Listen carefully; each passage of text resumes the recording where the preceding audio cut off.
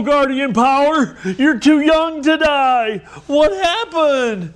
We've only been together for 20-some years. Come on, man. Sorry about that, folks. Welcome to another episode of Michael in the Backyard. Now that I've regained my composure, I got to show you this outside here right now. Michael's not going to be in the backyard. See these trees? And all the ice. We got freezing rain. It's nasty out, man. So nasty out. I'm hoping I can get some work done today before the power goes out, because I saw it flicker a couple times. But we got the old Generac generator here. Probably need to fire it up and make sure she runs so I can do my old power grid swap. I've got this generator set up so I can tie it into my grid here and power up my shop and my house with minimal draw. You know, we're not going to be, obviously you can't run the air conditioner. Don't need to, it's December.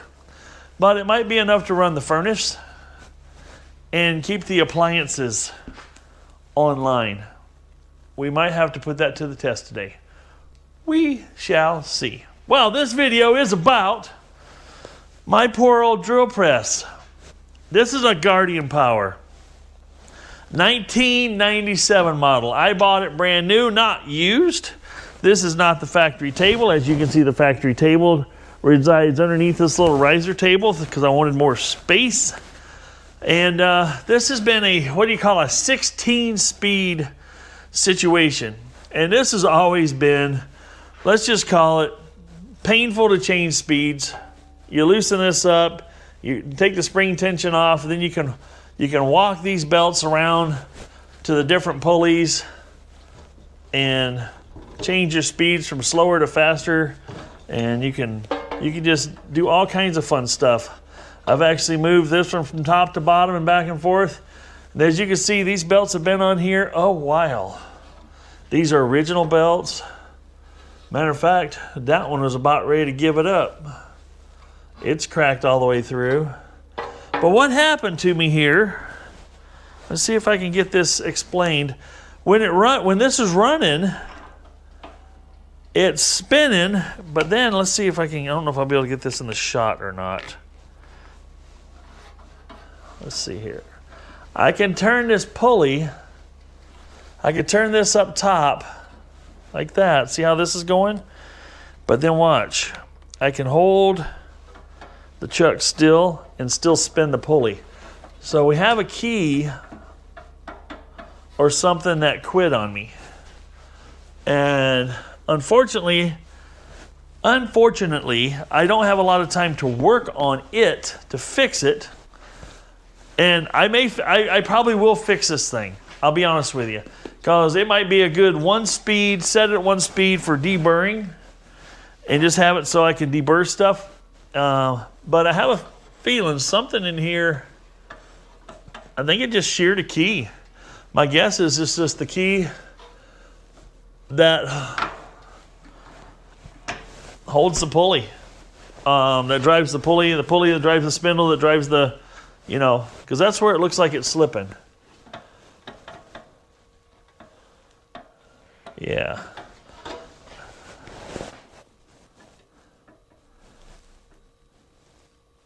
I don't see any set screws around here that would lock it in.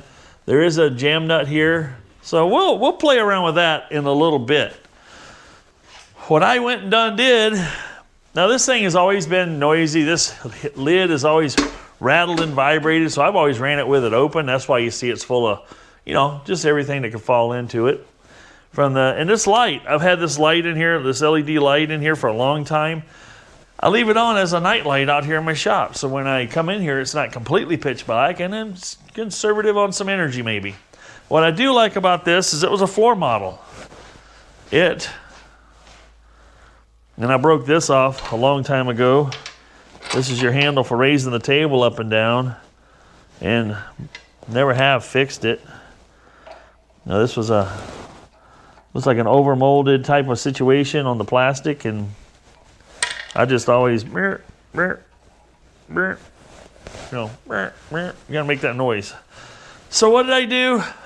You guys are going to be ashamed of me, but I did it anyway. I went and bought one of these Bauer Infinite Variable Speed LED work light with laser alignment system. It has a laser. Includes 12-inch benchtop drill press, chuck key, chuck removal wedge, also known as a drift key. 3mm Allen wrench, 4mm Allen wrench, and wrench. Well, when you talk about drift keys, or that what they're talking about, that wedge, if you ever bring your drill press down, let me get you in the shot here so you can see it.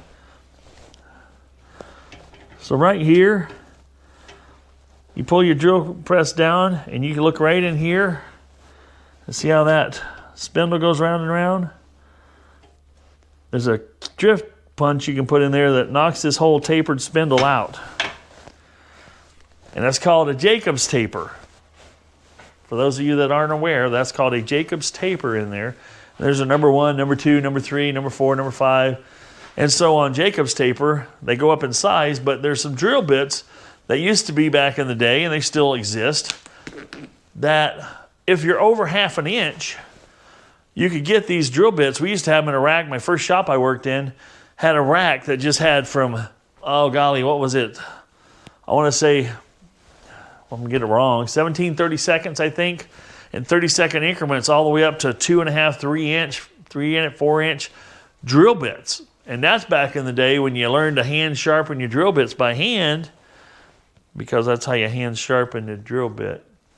Yeah. And go back into drilling your holes on these big old, I forget what we call them, like a jib, not a jib, on one of these big old radial arm drill presses. And there again, those still exist, and those are still being used in shops in a lot of places. But that's a little bit about the Jacob's taper. Let's get you over here now. Let's see what we got here. Now, I'm not a fan of unboxing videos, so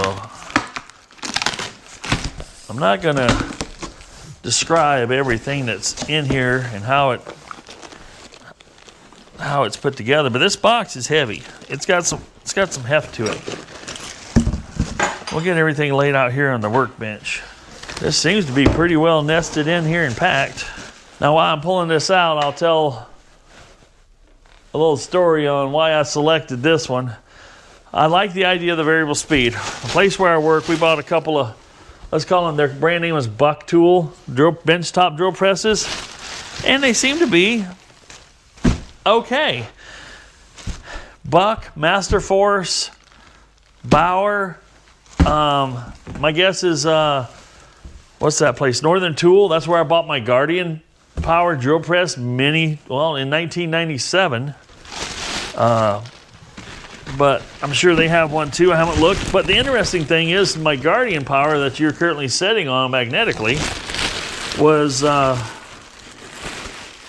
90, or currently you can buy this exact same floor model drill press for $299.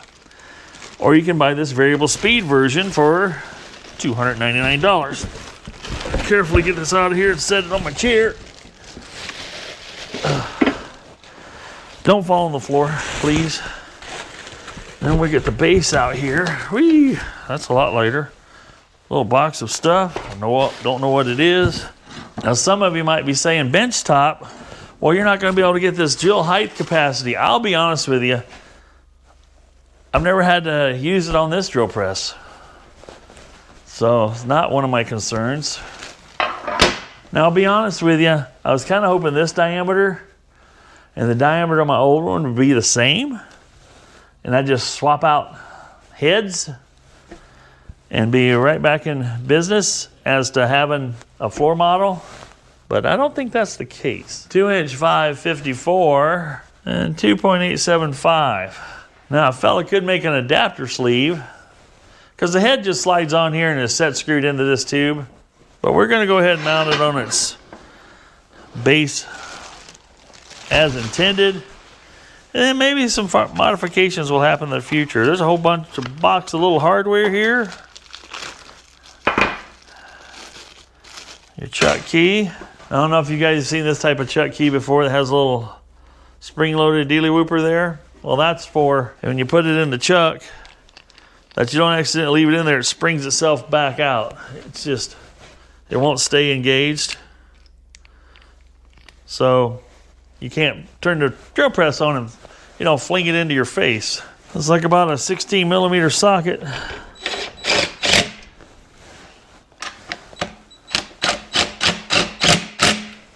Like a little square table here. I kind of like the square table. Has a little extension here. I kind of like that idea. This helps support some things.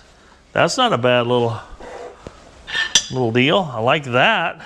Now you guys can get on me, because probably some of you already typed it in.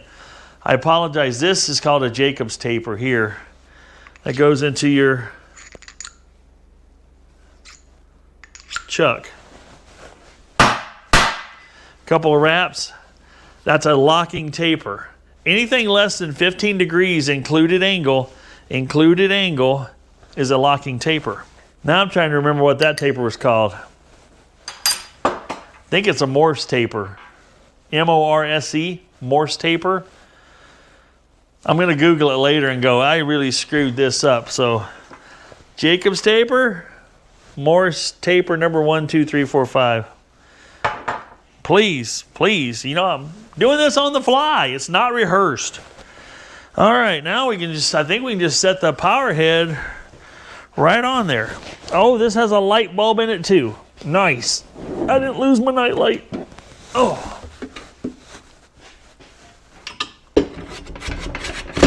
Boom. Shakalaka. We'll line this up. Looks like it's kind of lined up. Looks like we take our 4 millimeter wrench maybe. And we'll tighten down a couple of set screws here.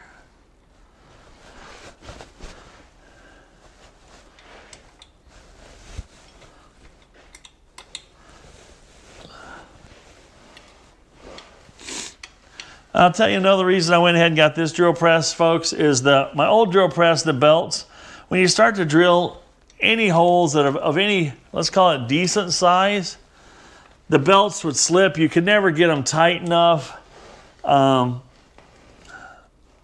was not strong.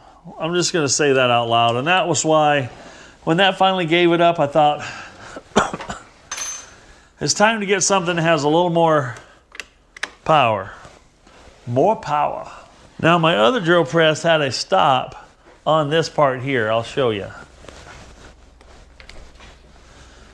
So my old drill press here had a stop that you could set here. So you could wind this thing around so you could bring it down and lock it. And then when you locked it, it would only come down so far.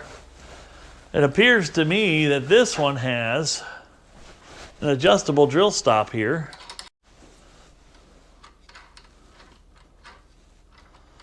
So you could actually adjust how far it retracts, or if you do the top one, you could adjust how much where it stops. So that's kind of cool.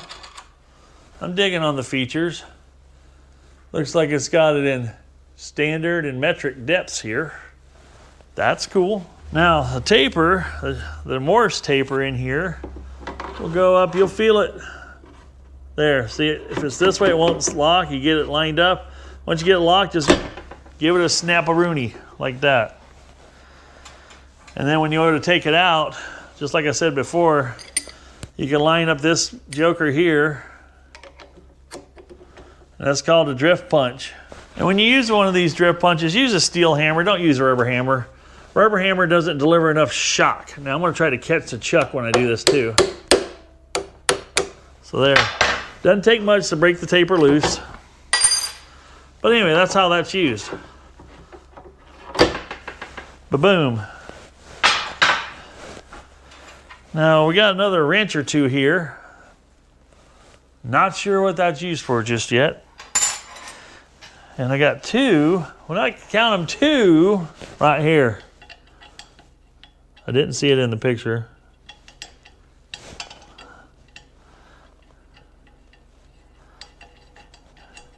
So if you have this out at a certain distance, you can give her a little snug and lock her down. Does this hold the chuck key? Oh, it does. The chuck key fits. Oh, you got to see this. Little chuck key holder. Nice. All right. The lights are flickering every now and then. All right, what do we got here? Well, it looks like a neat little LED bulb. I don't know if it is LED.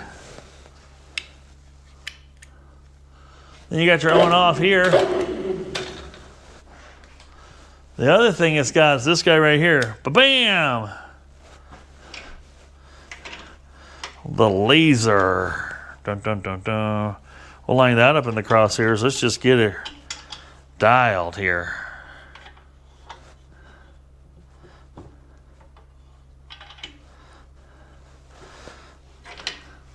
We yet to be determined if I like the laser or not. It's a nice little feature. We'll turn that off, but yeah, we got a light. Then we got the on. 1350, I love the digital readout. Then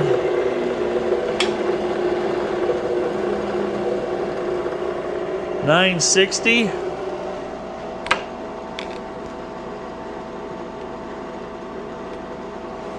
This is a little stiff to move, I will admit that. Let's see here. 680. Looks like it's capable of going down to 200. That's 530.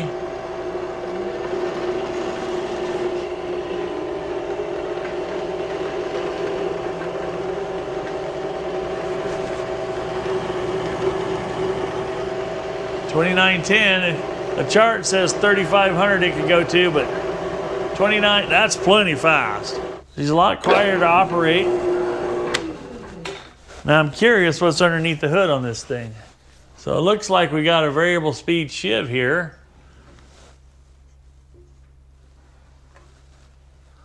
A drive key right there. Pretty simple. Let's speed this up and see what happens. See how that goes up?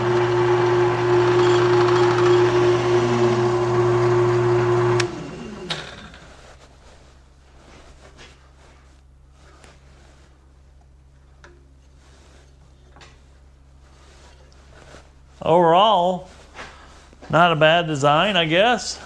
Now this claims right here 580 to 3,200 RPM. Now 580 might be a little bit fast for most of your, let's just call it 3/8 on up drills. It could be a little quick for that.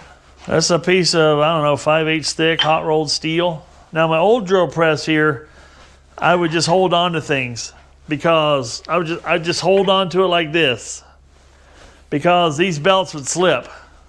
I'm unfamiliar with this one. I'm not sure these belts will slip, so we're not going to take any chances. We're going to go ahead and plant you guys right here up tight close to the action here.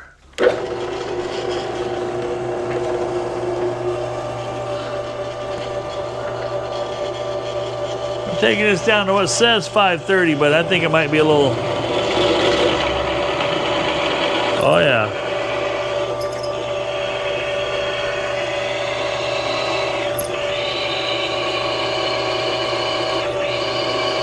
I'm just letting up a little bit to break the chip.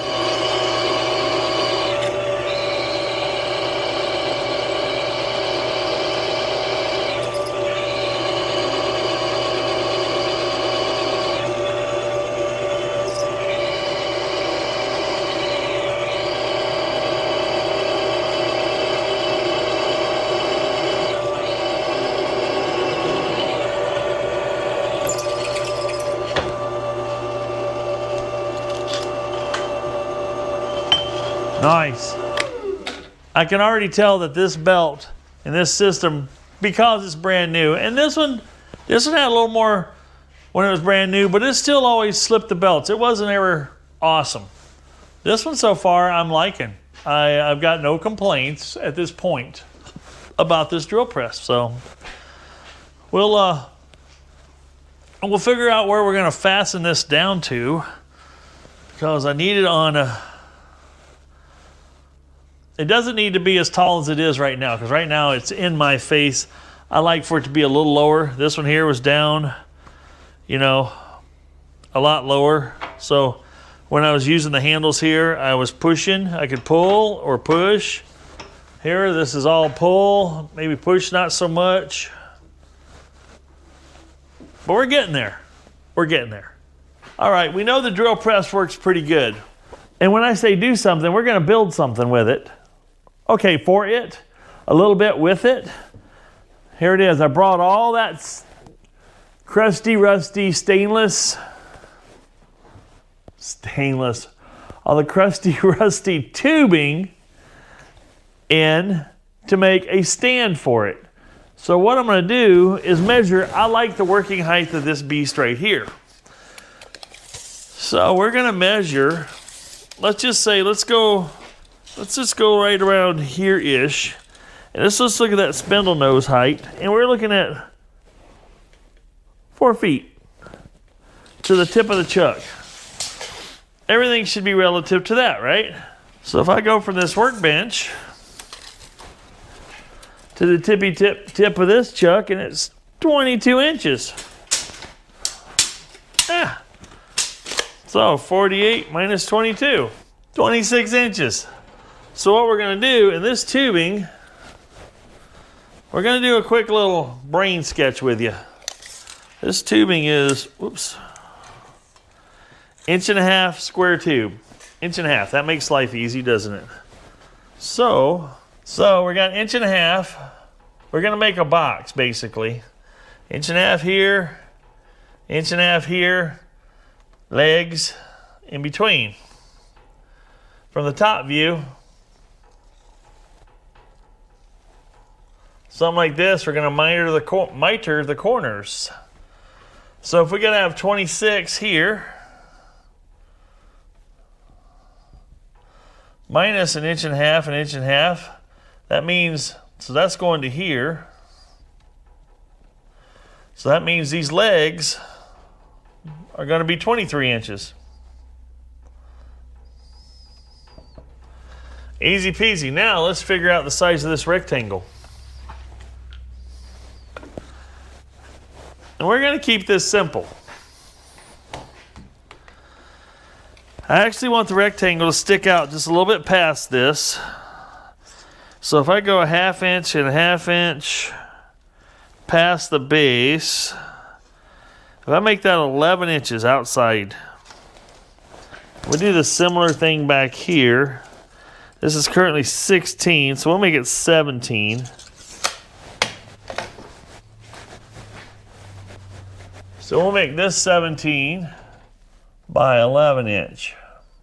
That'll be our outside measurements. Now what we do is we'll build 2 of these, and then we'll cut 4 legs 23 inches long, and that will bring our pedestal base up to be as high as this one. And being that I'm going just a touch bigger rectangular wise, now you guys think that that's not going to be very stable. Well, let's just see what this is. Oh, what do you know? 17 by 10.5. It'll be every bit as stable as this one is. Now what I like to do is, since I've got an 11 inch side, I'm going to find my shortest pieces of tube, and I need 4 of these 11 inchers, so I found my shortest pieces of tube, so I waste as little as material as possible. Looks like, you know, there's 15, 16, but all these are longer than I have here, which we'll use those for the legs. We need 4 23 inchers, and we need 4 17 inchers overall length. And we will consume 3 times 4 is 12. We'll consume 12 pieces of this material for this project, which is awesome. Now, what I like to do with this fabrication work is, especially when it's plus or minus 1/16 of an inch. Come on, let's be honest with each other. It's pretty not very accurate stuff we're doing here. We just got to make a stand that's tall enough, square enough, has a base that supports the drill press. So what I'll do here, in order to preserve the life of the blade, when you're cutting thinner wall tubing with a blade that's a little bit coarser,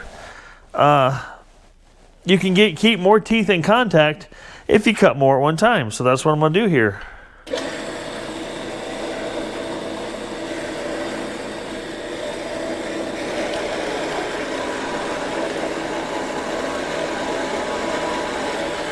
Now you guys might be thinking some of this is hanging over a little further than others. Well, there's some bad areas of tube I'm cutting off. Why not?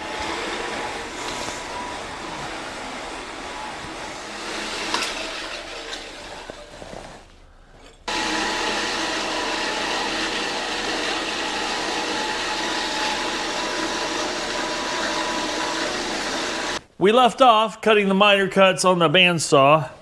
I've got it set up here.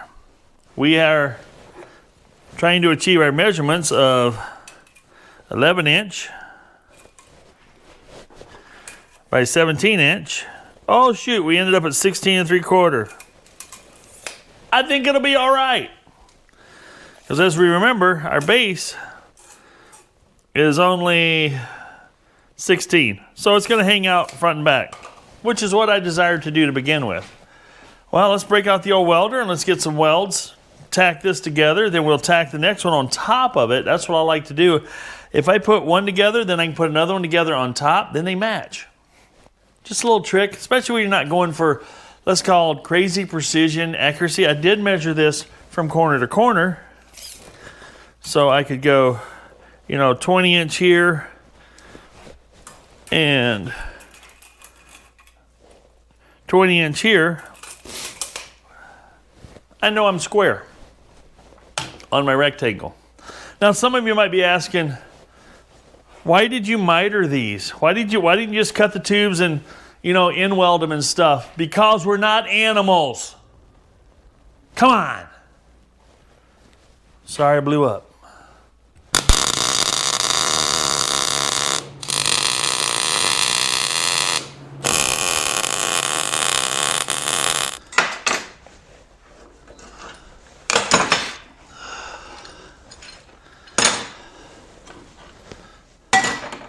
Now that we have a couple of the rectangles welded together, I'm going to place one of them back underneath the base here.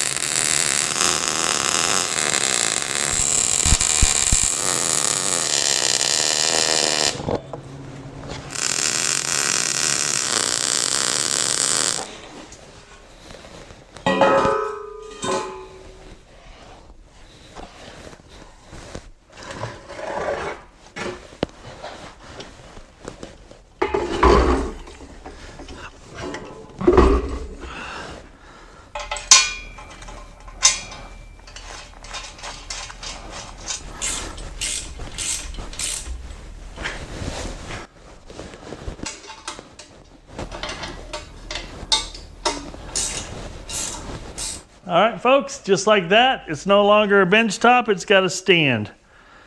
Now, some of you might be thinking, this isn't very sturdy. It's every bit as sturdy as that floor model there, because it's got actually a little bit bigger footprint than that one back there has, just by a little bit. But that works out pretty good. I might have to figure out what I can do with this space under here. Maybe I'll put some shelves under it to store some drill bits. I don't know. Well, folks, I hope you enjoyed this episode on the Bauer variable speed drill press with laser guidance. I'm actually pretty tickled with how it turned out. As you saw, we drilled a couple of things with it. It looks like it's going to be a good tool. I hope it lasts half as long as my Guardian did. Now, some of you might be going, well, that's made in China. Made in Taiwan in 1997. Now, some of you might be saying 1997 Taiwan is better than today's China. Maybe. Who cares? We'll see how it lasts, all right? So, hope you guys found this informative and helpful. Gave you a tip as how to not have your benchtop drill press be a benchtop drill press. And this will help you free up some space on your benches. And this can be stuck in any corner. Anything that this rectangle will fit into, this will fit into, which is pretty awesome. So we're going to stick this one back in the corner where that old one used to be, and we'll start promptly putting it to use. The only thing I haven't done yet is make sure that this table is sitting square this way. It does have adjustment. There is a bolt back here that you can actually rotate and tilt this table. We'll check that out later. Well, folks, thanks for watching. I appreciate each and every one of you. Please hit that thumbs up. Don't forget to leave a comment. Subscribe if you haven't already subscribed. And we'll see you on the next video. Remember, if it ain't broke, fix it till it is. And I'm out.